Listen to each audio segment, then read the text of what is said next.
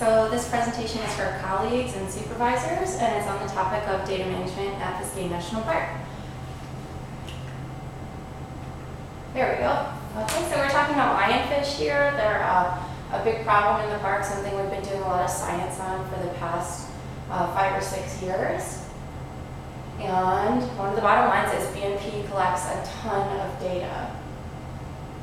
Okay, so the type of data we're collecting has to do with the specimens. So for each individual specimen or sample that we catch, so each fish, we give them an ID, we collect the length and weight in some cases, the time and date that they're caught, and their gut mass. So we'll see what that looks like. Oops. Okay, we're going this way. All right, so we give each fish an ID when we catch it. We record the time and location that they're caught, often the depth, and maybe even more specific parameters like the type of habitat it's living in. We take their length and weight and some other samples in more of a laboratory setting, and we might do things like look at their gut contents or record the sex of the fish. Okay, so besides specimen records, we do dive logs as well. So every time a diver goes into the water to spear a lionfish, we record the number of divers that are in the water, again, the time, date, and location, the bottom time, the amount of time that the diver spent in the water, and the depth that they dive to. Okay, here's some of our divers here. And this is what a dive log looks like. So lots of information, lots of data that we're taking down. Once again, date, time, dive size, number of divers, bottom time, and depth. Okay. Now, besides those things, we get capture info for each fish. So we have a tally that looks like this, and once again, we're recording on this piece of paper every day out in the water the number of lionfish seen, the date, the location, the depth that they're found, and any special notes on the fish as well, or on their capture. Okay, so we're starting to amass tons and tons of data already. Okay, besides that, we have site data. So site data can come in a whole bunch of different forms. This is one of our more recent things that Mike has been working on. It's a list of all of the sites and parameters like the depth there, the exact GPS coordinates, what type of habitat it is, and even some comments like for the acoustic deflector, it's an old Cold War structure, so we might sometimes want to know things like that, what that structure is all about.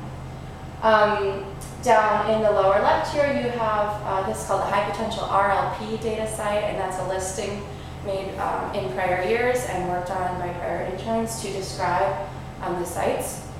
And it's got a lot of little fun facts in it, like some sites may be described as epic, sarcastically, they're sponge land, no fish to see.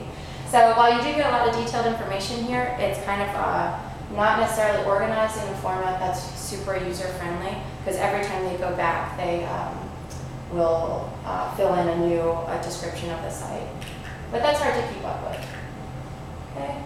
And then we've also got tons and tons of Google Earth site coordinates and lots of notes inside Google Earth as well.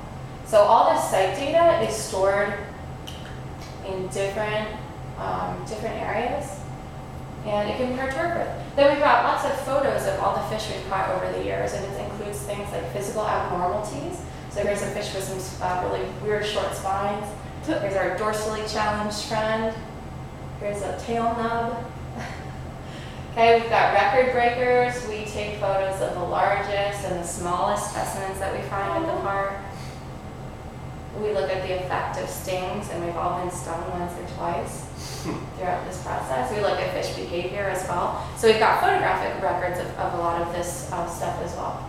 Okay, so now we're looking at data, specimen records, dive logs, capture info, site data, and photos. On top of that, we have the specimen use. So if we look at where these specimens end up, 43% go to education, so they go to a teacher workshop or get dissected in classrooms. A percentage of them are dissected right here on site. Some of them go to research, so they get shipped out to other researchers who process them and maybe send this data back. And then some of them are eaten as well. Quite a lot, actually. Okay, so we've got tons of data here. BNP collects tons of data. Now, it's really important that this data is managed well for a few reasons. Number one, lots of people should have access to it, can have access to it, and do have access to use it, and to be using it for analysis and also studies, educational purposes.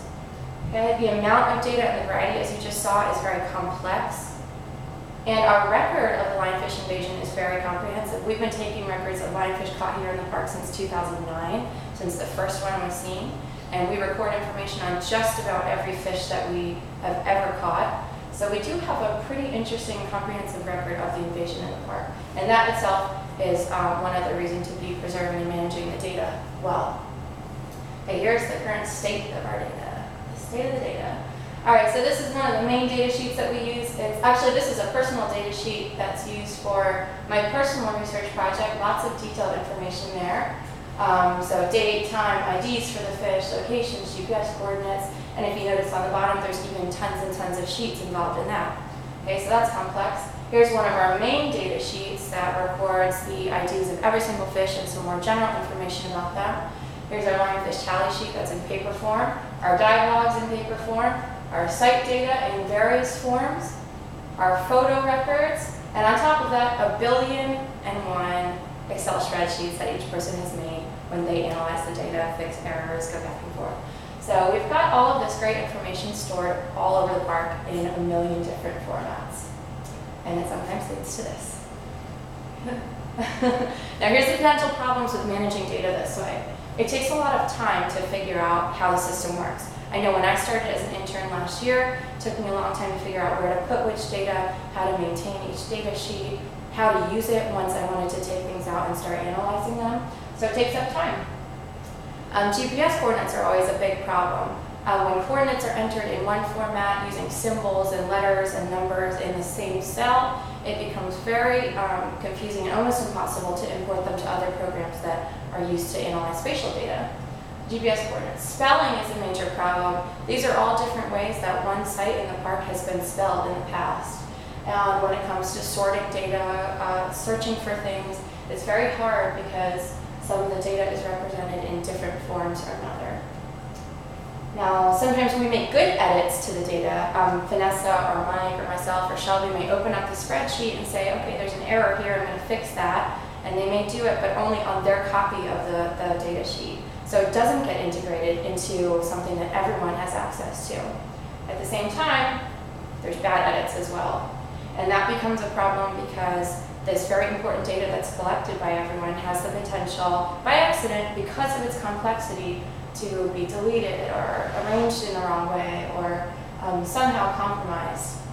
So we want to avoid that. And last but not least, there's double data entry.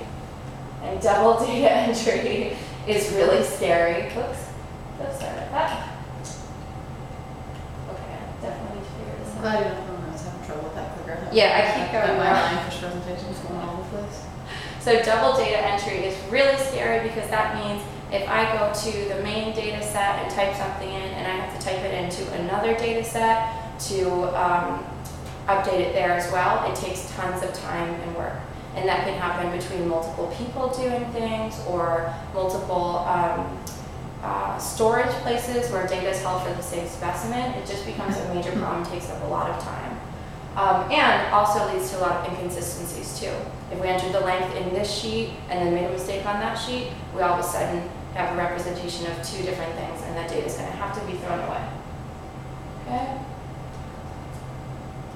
Now, while this can all lead to us feeling at times like this, there's not a problem because as with any adversity, there's opportunity. Now, what's the opportunity here? We can be working on proactive and really cooperative data management here at the park. And since you're all here in a meeting to discuss that stuff, we're already on the way to that. Okay. We can use Access to set up a lionfish database. We do have access to the program, and there are different, better database management systems, but we do have access to this one, and it would be a great advance. It would greatly advance how we currently manage our data. And we do have a flock of brand new interns coming in that we can test all this out in. So we want something that's user-friendly where people can end up going out into the field, collecting tons of great data, doing lots of great science, and being able to bring it back, enter it in, store it, and manage it in a way that's really easy for future use. So if we do plan, if we have a lot of good planning, and we work as a team,